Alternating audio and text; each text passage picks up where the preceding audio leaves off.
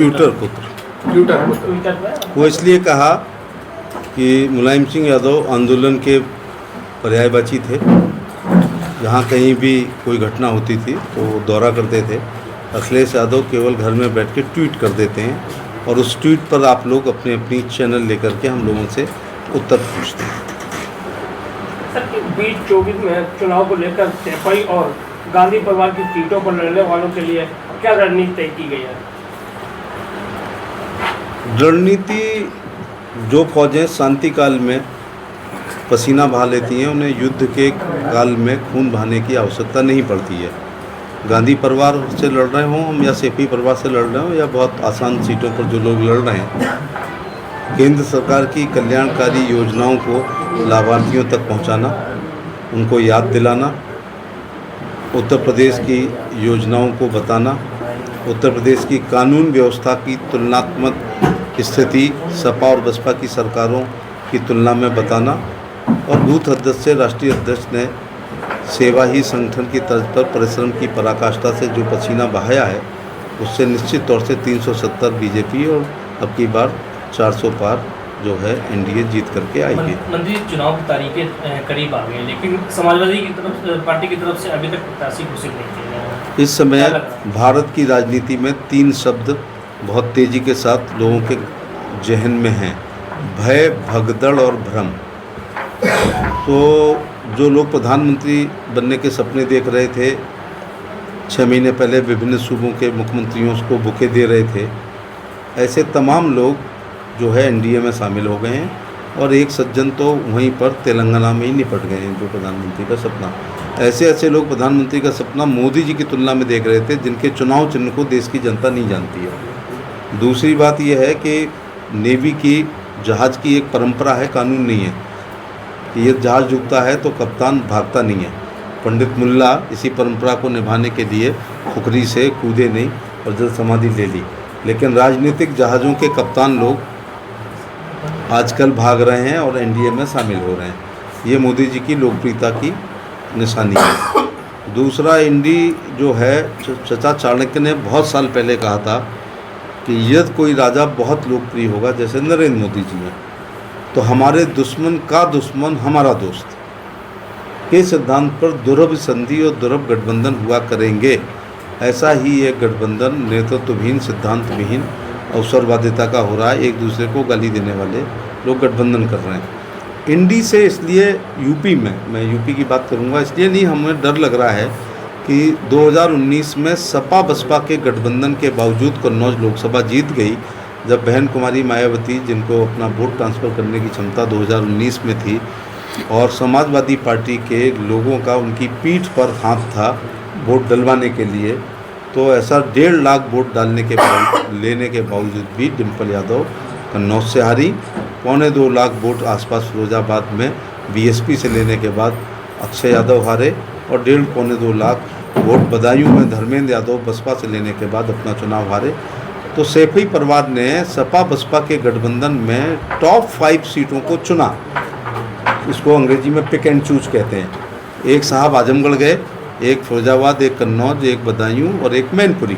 और बीएसपी से 1.5-2 लाख वोट लेने के बाद 3 लोग अपनी टॉप 3 सीटों पर हारे और जो चौथी आजमगढ़ जीती वो भारतीय जनता पार्टी ने उपचुनाव में, जब अखिलेश यादव जी ने इस्तीफा दिया तब ले लिया, और रामपुर को भी हम लोग जीत लिए।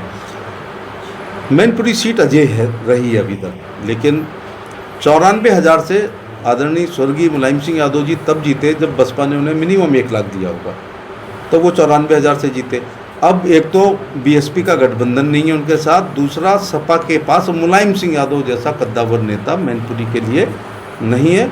और हो सकता है भारतीय जनता पार्टी पिछले प्रत्याशी से कुछ 21 प्रत्याशी दे दे, तो हम मैनपुरी को जीतने का भी पूरा प्रयास करेंगे। क्या मानते हो मुलायम सिंह की राजनीति और इस राजनीति में जमीन और आसमान का जितना अंतर है उतना अंतर। एक फ़र्क ये रहता था कि मुलायम सिंह यादव जी अपने कार्यकर्ताओं के लिए पूरे डिवोटी थे, वो आंदोलन के जनक थे, धरना रैली प्रदर्शन से निकल कर के आए थे। ये सुविधा भोगी है, वो धरती पुत्र थे, ये ट्विटर पुत्र हैं। तो ये बड़ी घटना होती है तो ट्वीट करते हैं, केवल मौके पर नहीं जाते हैं। लोहिया जी ने कहा था कि चर्चा पर्चा खर्चा राजनीति में रहना चाहिए, तो 2022 के चुनाव से 5 महीने पहले निकले थे 4.5 साल तक आराम कर रहे थे। तो ना चर्चा में रहते हैं ट्विटर से, पर्चा बांटते नहीं है कि इस तारीख को इतने बजे एक सम्मेलन होगा, और जब रैली नहीं होती है तो खर्चा भी नहीं होता है। सर बसपा ने रसूलाबाद से अकील अहमद को अपना प्रचार चुनाव लड़ रही है। ऐसा नहीं है, बहन कुमारी मायावती जी स्वतंत्र हैं, अपनी पार्टी के हेड हैं, वो जो निर्णय लेती हैं वो उनका अपना निर्णय है। हम लोग मिलके लड़ते तो फिर वो गठबंधन ना कर लेती हैं हमसे। तो कहने का मतलब है कि अतीक अहमद एक बार लड़े थे और काफ़ी वो डम्पी है, अकबर अहमद डम्पी, हाँ। मैं भी उस्मार MP था जब वो यहाँ लड़े थे, बाद में वो आजमगढ़ से जीते भी थे। तो कुल मिलाकर के केंद्र सरकार की योजनाओं को लेकर के जाएंगे। मैं आज भी कह रहा हूँ कि लाभार्थी, मैं भी मध्य प्रदेश में कई जिलों का प्रभारी था, वहाँ 2 लाख की विधानसभा होती है, 60, 65, 70 हज़ार तक हर विधानसभा में लाभार्थी है, आप भी गए होंगे, और हमारी 4 लाख की विधानसभाएँ हैं। तो ये लाभार्थियों की संख्या मुझे ऐसा लगता है कि 1.25 लाख से 1.5 लाख के बीच में, या तो 5 किलो, या तो उसने शौचालय लिया होगा और अपनी माँ को सड़क पर बैठे देखा भी होगा, फिर उठते हुए भी देखा होगा, अब उसको इज्जत घर में बैठते हुए भी देखा होगा, और फिर आवास मिला होगा। छप्पर में भी लोग रहते थे, खपरेल में रहते थे, पाइपों में रहते थे, मढ़ा में रहते थे। अब राहुल गांधी तो मढ़ा नहीं जानते, अब उनको प्रधानमंत्री आवास में रहते हुए देख रहे हैं। 5 किलो गेहूँ चावल मिल रहा है, बिजली नहीं थी तो सौभाग्य की बिजली मिली है, उज्ज्वला का सिलेंडर मिला है, ढेंचा पे रोटी बनाते हुए, तोई पे रोटी बनते हुए, खांडू पे रोटी बनते हुए, कंडों पे रोटी बनते हुए, धुएँ में फुकनी से फूंकते हुए और उस धुएँ से मोतियाबिंद होते हुए हर प्रधानमंत्री ने देखा था। लेकिन उज्ज्वला के 12 करोड़ सिलेंडर को मोदी जी ने देने का काम किया। इस मेज के बराबर अगर कन्नौज लोकसभा में, इस मेज के बराबर, कमरा तो बड़ा है, अगर किसी की खतौनी में ज़मीन होगी तो गेहूं चावल या आलू उसके हो रहे हो ना हो रहे हो, लेकिन 2-2 हज़ार की 3 किस्तें उसे मिल रही होंगी खतौनी में केवल नाम होने पर। और गेम चेंजर है प्रधानमंत्री जन आरोग्य योजना का आयुष्मान कार्ड। जिस देश में 80 करोड़ लोग 5 किलो गेहूं चावल लेते हों, 12,000 का शौचालय मांगते हों, हमारे घरों पे आते हों, 1,000 की विधवा, दिव्यांग और वृद्धावस्था पेंशन लेने के लिए रोज़ जन सुविधा केंद्र पर लोग आते हों, किसान सम्मान निधि की 2,000 की किस्त के मिलने पर लौटते हुए 1 किलो मिठाई ले जाते हों, अगर वो बीमार हो जाएं, हम गांव के लोग, कन्नौज महानगर नहीं है, ये लोकसभा प्योर देहात की लोकसभा है, हम जब बीमार होते हैं देहाती लोग, तो हम पहले दिन बीमारी को नोटिस में नहीं लेते, दूसरे दिन हम चाय में अदरक डाल के अपने कफ और कोल्ड को ठीक करते हैं, तीसरे दिन अपनी जेब में डले हुए पैसों के अनुसार अपने डॉक्टर का चयन करते हैं और डॉक्टर के पास जाते हैं। डॉक्टर कहता 5 दिन का बघेल साहब एंटीबायोटिक कोर्स चलेगा, तो हमारा गांव का आदमी कहता है भाड़ में जाए तुम्हारा कोर्स, हम पे ये 52 रुपये डले हैं, इसमें जितनी दवाई आती हो, या 35 या 50 या 100 या 70, उसमें दवाई दे दो। तो बिना रैपर की नीली पीली गोली डॉक्टर डब्बे में से निकाल के कागज़ की पुड़िया में देता। हम सबको मरना है, ये एक प्राकृतिक सत्य है, लेकिन मोदी जी के कार्यकाल में इलाज के भाव में गरीब नहीं मरेंगे, क्योंकि 33 करोड़ आज दोपहर तक मेरे मोबाइल पे आंकड़े आते हैं, मैं इसी विभाग को देख रहा हूँ, तो 33 करोड़ हम आयुष्मान कार्ड बना चुके हैं मोदी जी के नेतृत्व में। 7 करोड़ लोग भर्ती होकर के इलाज करा चुके हैं और 75,000 करोड़ राज्यों का जितना बजट है उतना हम निर्गत कर चुके हैं और 29,000 अस्पतालों को इम्पैनल्ड कर चुके हैं, जिसमें 12,000 प्राइवेट हैं। तो कन्नौज लोकसभा में भी, कन्नौज जनपद में भी 10-5 अस्पताल प्राइवेट आयुष्मान पैनल में निश्चित तौर से शामिल होंगे। तो ये, और इसको प्रधानमंत्री जी ने कहा इसको 55 करोड़ तक ले जाओ। मैं आपकी सभी चैनल का आज लाभ लेना चाहूँगा गरीबों के लिए, कि जो आए वो आयुष्मान कार्ड पाए नहीं है।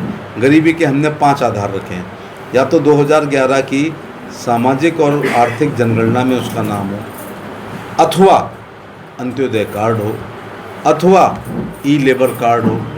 यहाँ भट्टे बहुत हैं कन्नौज में, तो वो ई लेबर कार्ड बनाए तो बन जाएगा, अथवा गैस का सिलेंडर उज्ज्वला अगर नहीं हमारी बहनें समझ पा रही हैं, तो आपके यहाँ यदि मोदी का सिलेंडर आया है तो आप उसके पात्र हैं। अथवा उत्तर प्रदेश में सफ़ेद राशन कार्ड में, सफ़ेद गांव के लोग अगर 6 यूनिट हैं अथवा 5 यूनिट हैं, तो उनका 1 मिनट में सेल्फ जनरेट करके उनका आयुष्मान कार्ड बन जाएगा।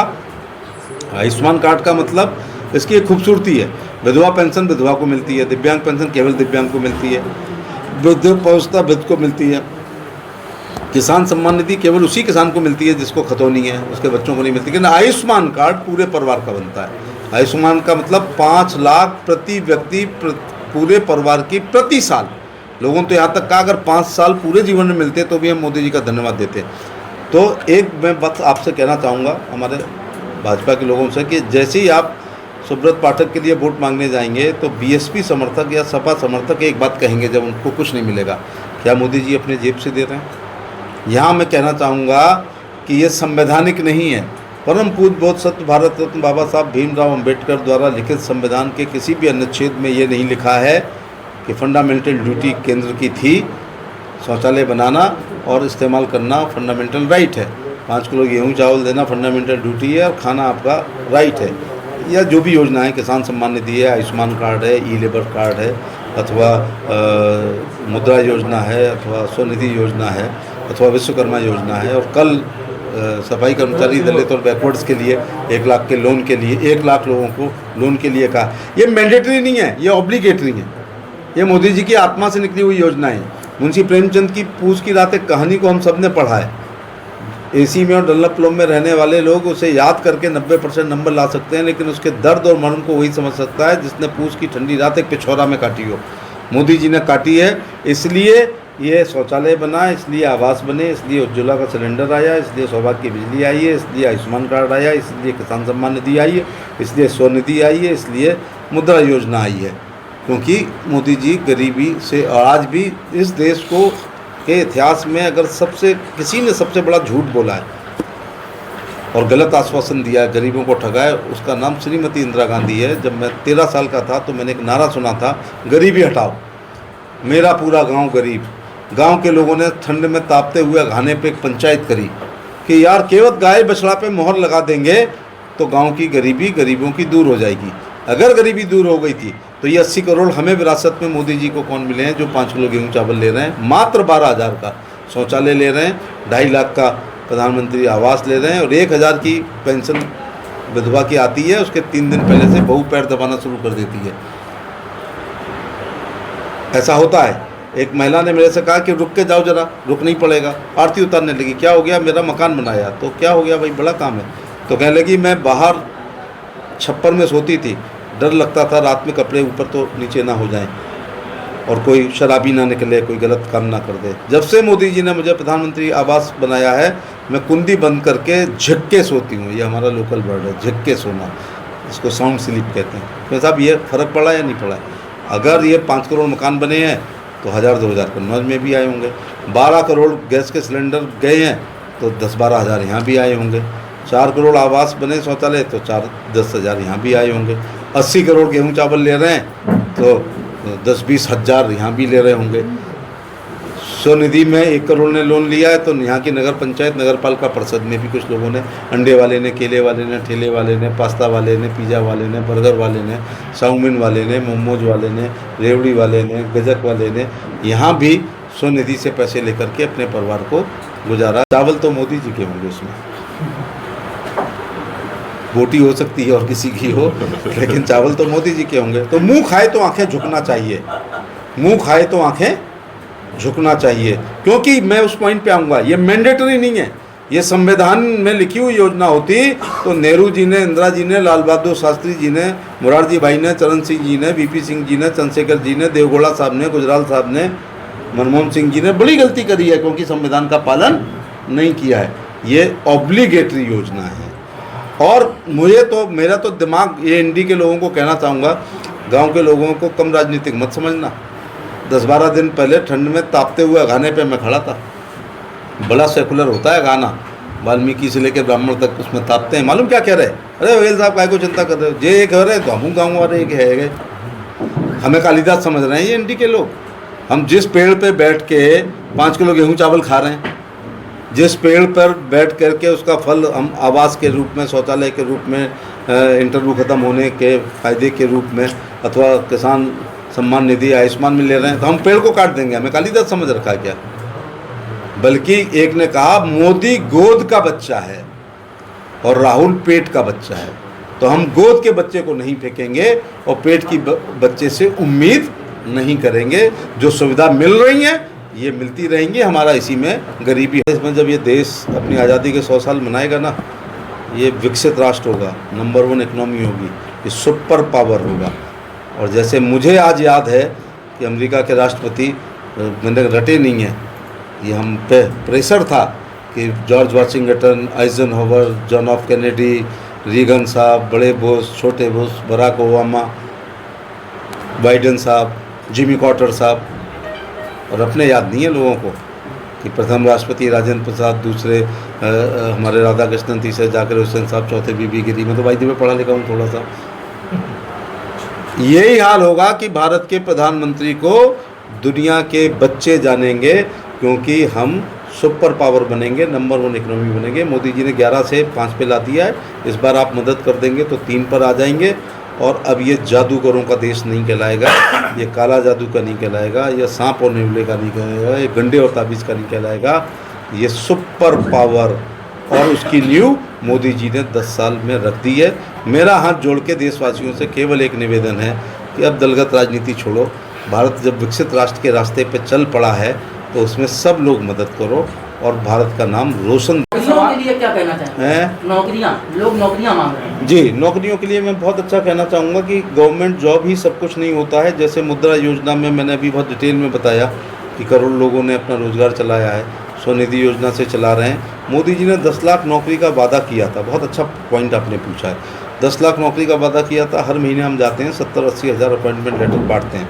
इस कन्नौज लोकसभा में यदि कोई उत्तर प्रदेश में 17 के बाद अगर नौकरी पाया होगा तो मैं ऑन रिकॉर्ड कह रहा हूं कि उसका 1 रुपया भी नहीं लगा होगा, क्योंकि नॉन गस्टेड सभी नौकरियों में केंद्र सरकार में 4 प्रकार की नौकरी होती हैं, group A, group B, group C और ग्रुप डी। ग्रुप ए में इंटरव्यू होंगे, होने भी चाहिए IAS।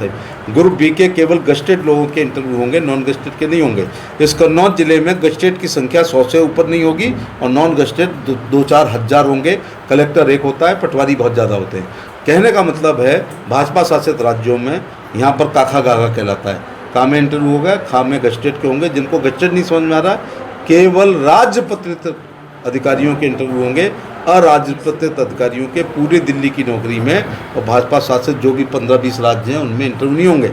अब आप पूछ सकते हो इंटरव्यू ख़त्म करना क्या बड़ी उपलब्धि है? अपने पिताजी से पूछना, मैं तो खुद ही गवाह हूँ कि हम हाई स्कूल इंटर की मार्कशीट को मोमिया में मढ़वा के रखते थे, रोजगार कार्यालय का चक्कर काटते थे, निकले हुए फार्मों को भरते थे, लिखित परीक्षा पास करते थे, लेकिन पिताजी पे नोट नहीं होते थे और बिरादरी पे इतना बड़ा नेता नहीं होता था कि मुख्यमंत्री द्वारा भेजे जाने वाली सूची में नाम लिखा दे, इसलिए हम लोग बेरोजगार हो जाते थे। इंटरव्यू उन सरकारों में लेने के लिए नहीं होते थे, इंटरव्यू निकालने के लिए होते थे। लेना है तो कन्नौज की स्पेलिंग बता, और नहीं लेना है तो चेकोस्लोवाकिया की बता।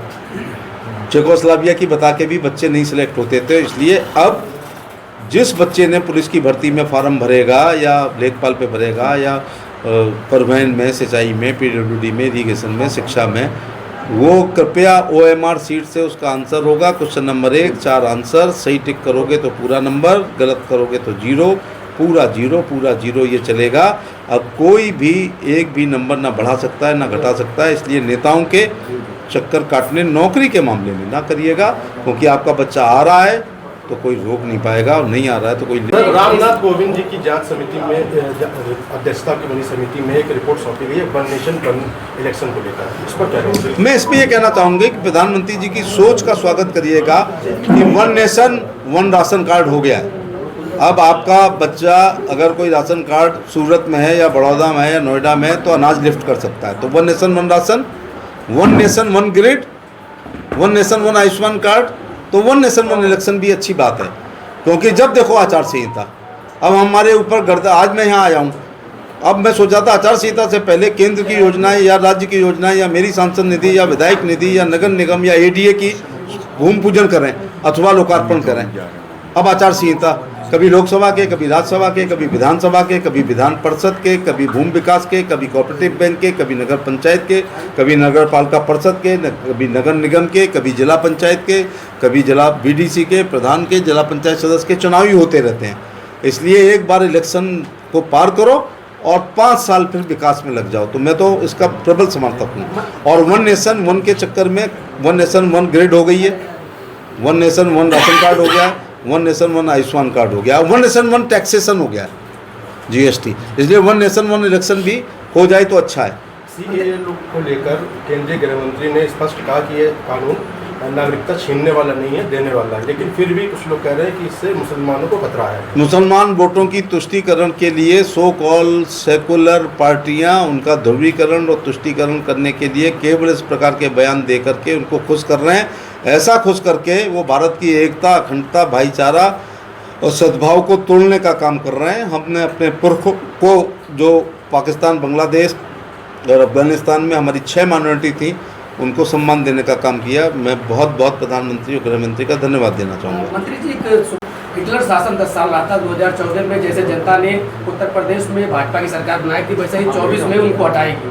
अभी वो पीढ़ी जिंदा है जिसने कन्नौज में, खासतौर से पूरे यूपी में, लेकिन खासतौर से आजमगढ़ में, आगरा में, एटा में, फिरोजाबाद में, अलीगढ़ में, कन्नौज में, औरैया में, इटावा में, मैनपुरी में देखा है, भोगा है। पीठ के निशान अभी ठीक नहीं पूरे।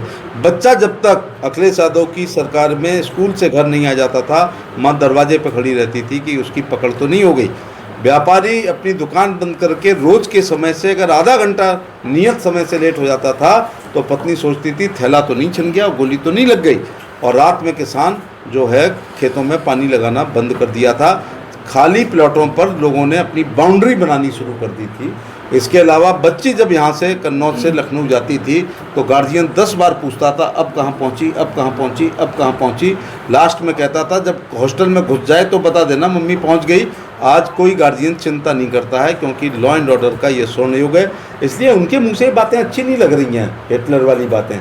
ये तानाशाही उन्हीं के यहाँ थी। और जितनी परिवारवाद वाली पार्टी हैं ये पहले अपनी परिवार के बारे में सोचती हैं, फिर अगर ध्यान हटता है, परिवार जब अफड़ जाता है तब जात के बारे में सोचती हैं, और जात जब अफड़ जाती है तब जाकर के थोड़े राज्य के बारे में सोचती हैं। मोदी जी ब्रॉड माइंडेड आदमी है। सबका साथ, सबका विकास, सबका विश्वास, सबका प्रयास। कोई कमेंट, नो कमेंट। उस पर क्या करेंगे? पूरे जीवन में जब आदमी कुछ नहीं पाता तो पॉलिटिकल फ्रस्ट्रेशन हो जाता है। तो ये ऐसे फ्रस्ट्रेशन की उनकी महान यात्रा यहाँ से आई थी। एक महान यात्रा आई थी जिसको गिन ही नहीं पाई लोग संख्या, वाहनों की संख्या और उसकी। मुझे कुछ नहीं कहना। नेगेटिव वाले